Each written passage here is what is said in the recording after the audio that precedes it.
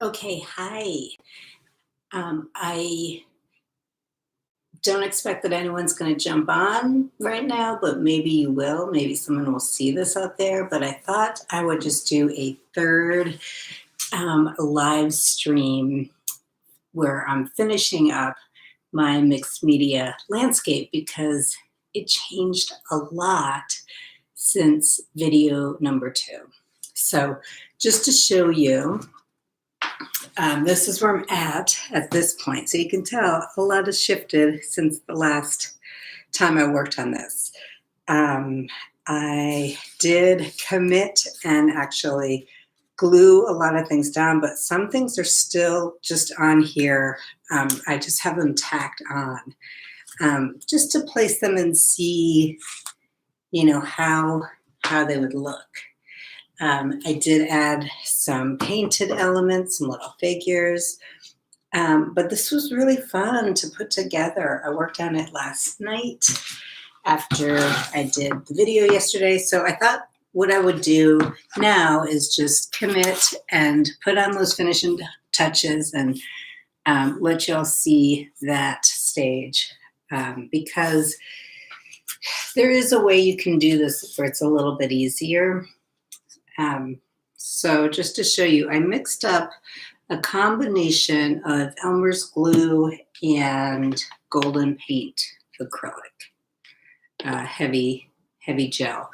And the reason for that is because I just want the paint or the adhesive to spread a little bit easier. And the the Elmer's glue does that. So I've mixed up a batch of that. And basically what I'm going to do is I'm going to just start gluing things down. I have a brayer here and I have a piece of freezer paper. I have one large piece of freezer paper off to the side and then I have another little one. So what I'm going to do, I'll show you. First I want to just say, like, a lot of these bits here that I grabbed are from paintings on paper. So there was a lot of, last night when I was working, there was a lot of, it was like putting together a puzzle. There was a lot of cutting things up, going through old paintings. I have a lot of these things on paper. Like I cut this out of this little tree out of the paper or out of this painting. I have a lot of these kind of things because I teach landscape painting and I have a lot of studies like this. So I was going through, rifling through all my old studies and cutting things out. Some things worked, some things didn't. I liked this blob as sort of like a bush in the foreground here. Some things that didn't work, I had found like a really cute tree that did collage, like a photo, a printout of a tree. And I was going to include that. And then I just didn't really like how it looked. I felt like the quality of it wasn't very good. So that got omitted. I had a painting with these orange trees that I cut out and they're going right there. So there was a lot of just cutting things out, trying things until it worked for me. And I know, like, sometimes that's just not very clear to people, like what should the finishing, like, when are you done? It's always a question I get. But I think you just know when you're done. For me, I am going to glue all these final things down and I'm going to hang it on my wall and I'm going to keep looking at it and I'm going to figure it out as I go when I'm done. So I'm going to place this here in the foreground. And I would like that. And this is when you can take your freezer paper and take the slick side and put it face down on your piece. And then can brayer over it.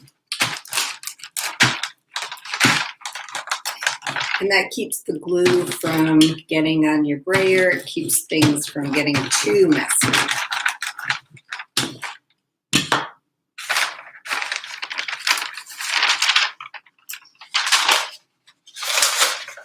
And I'm just going to keep doing that. But yeah, this whole process was really exciting because it kind of, I feel like this is a sketch or a study for maybe a broader series of deconstructed landscapes like this. I have been trying to find a new approach that feels authentic to the experience I'm going through right now, or that we all are going through. You know, living in this pandemic, things feel a little bit disjointed, and yet there is a joy. You know, when I walk through my neighborhood, I do feel a certain kind of a joy and a hopefulness. And I wanted to convey that. This piece is based on my neighborhood. And I feel like our neighborhoods or whatever, our immediate surroundings are, you know, the most important thing to take care of, you know, outside of ourselves, our family, our loved ones. So that's why I wanted to do something about my neighborhood. Okay, so that was there, right? Yeah, so I just kind of tack these things down with a little piece of tape. And, you know, a better person would kind of mark this so they knew exactly where it's going again. I could do that. I just feel like even when I try to do that, it doesn't always work for me, but maybe I'll put a little mark right there. So I know that curve is going there.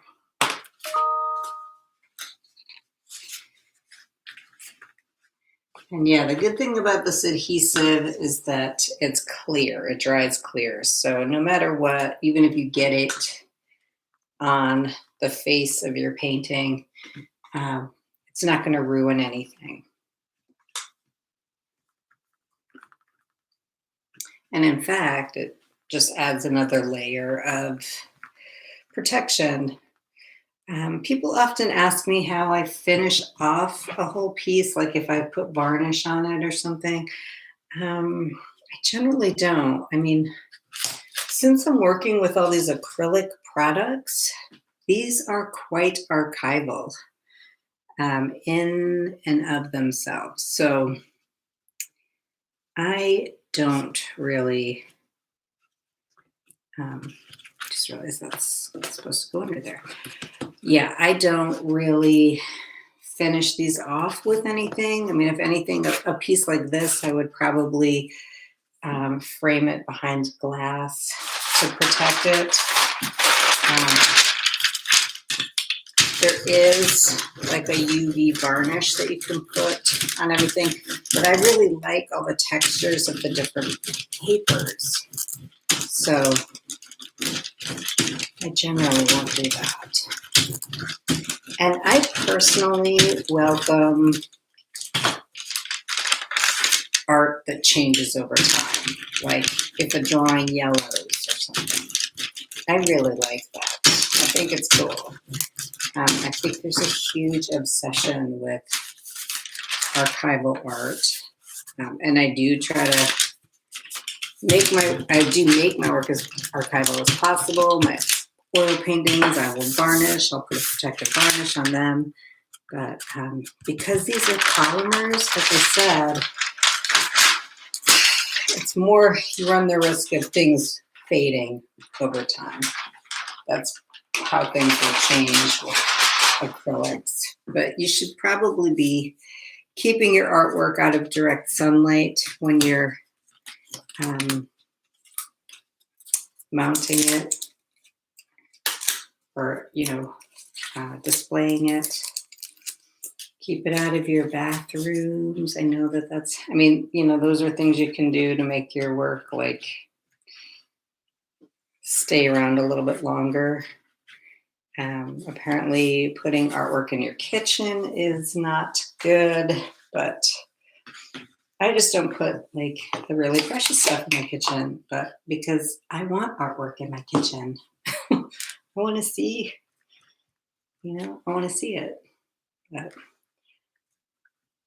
apparently you can run the risk of like food fumes and all of that sticking to your art.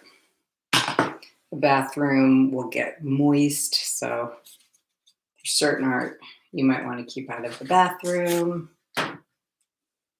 I have a couple acrylic paintings that I made in my bathroom because I'm okay with it changing, but if you're not, that's something you want to think about.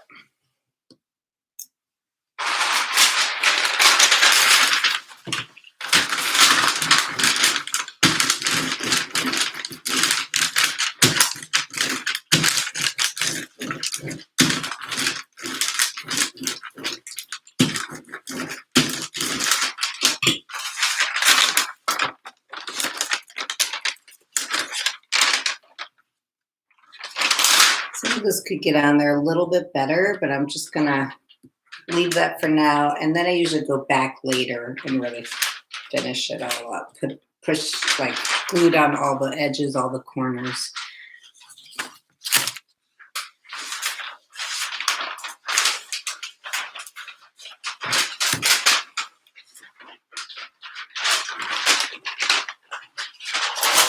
My studio is just covered with little bits of paper everywhere.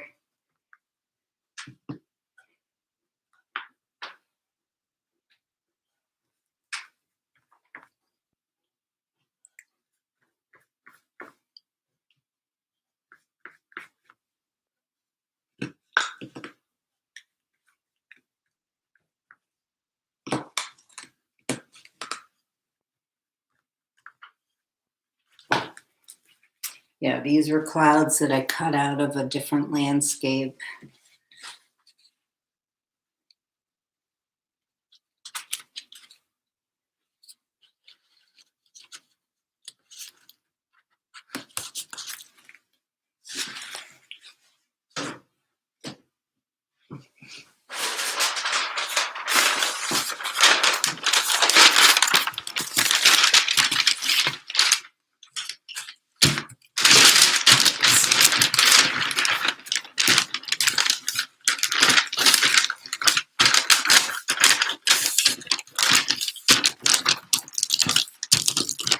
I don't have anything backing that, so I have to hold my hand underneath that.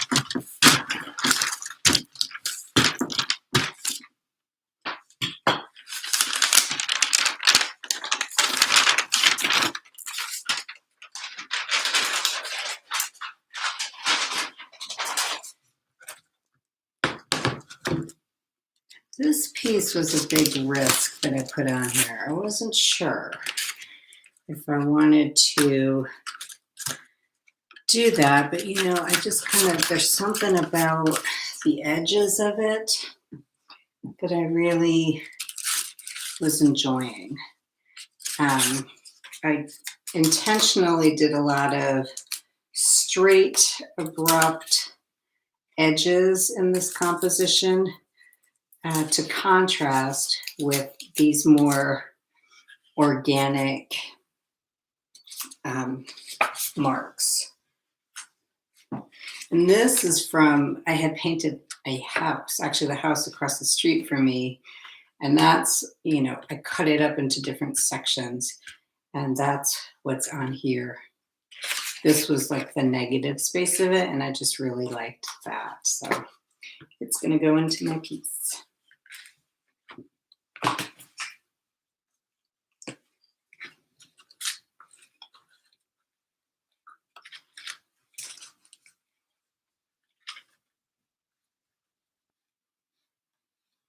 I'm just really slathering the adhesive on here. My paper is curling up a little bit.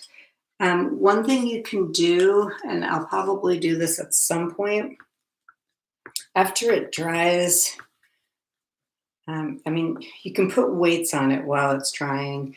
You can also see about spraying the backside with water and then having that dry. All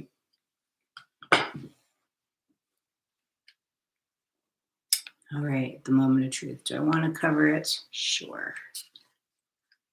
Okay.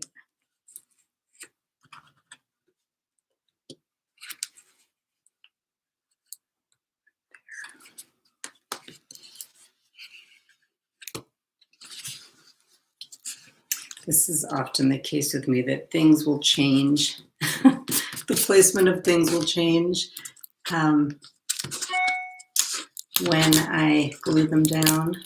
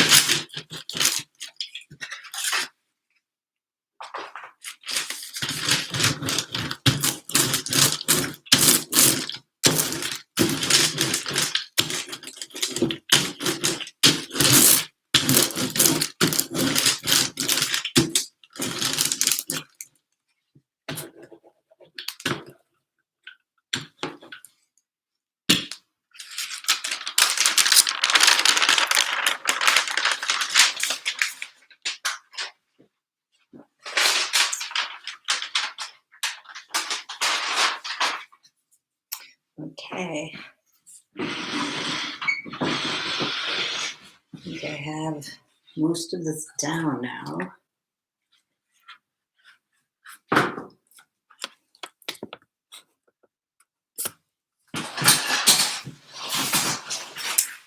And there you go.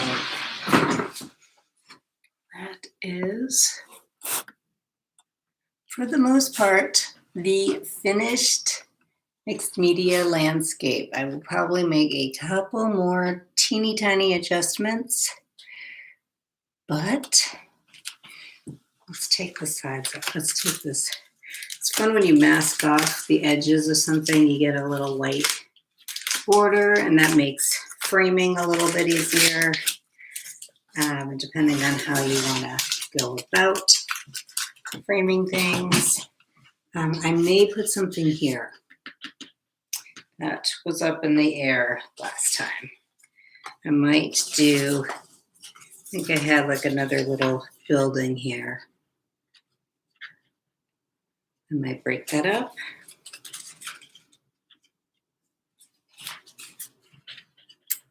You know, one of the things that's nice about working with the camera like this is it's fun to see it in reverse in the on the computer. I kind of like that. So I just sort of tuck that in this acrylic skin, and I'm gonna just leave it like that and see. All right, let's take this side off.